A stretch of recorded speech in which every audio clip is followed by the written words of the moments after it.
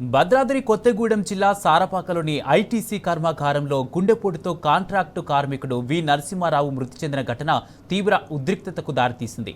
మృతదేహాన్ని ఐటీసీ ప్రధాన గేటు ముందు ఉంచి కుటుంబ సభ్యులు, బంధువులు, సహచర కార్మికులు చేపట్టిన ఆందోళనకు ఇప్పటికే 20 గంటలు దాటిన ఐటీసీ యాజమాన్యం స్పందించకపోవడంపై ఆగ్రహం వ్యక్తమవుతోంది.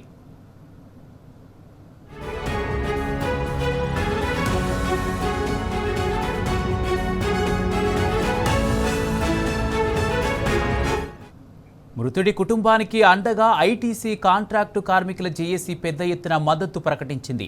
కుటుంబానికి తక్షణ ఆర్థిక సాయం, ఉద్యోగ భద్రతతో పాటు న్యాయం జరిగేలా యాజమాన్యం స్పష్టమైన హామీ ఇవ్వాలని కార్మికులు డిమాండ్ చేస్తున్నారు. ఐటీసీ యాజమాన్యం తీరుపై కార్మిక సంఘాలు కన్నెర్రజేశాయి.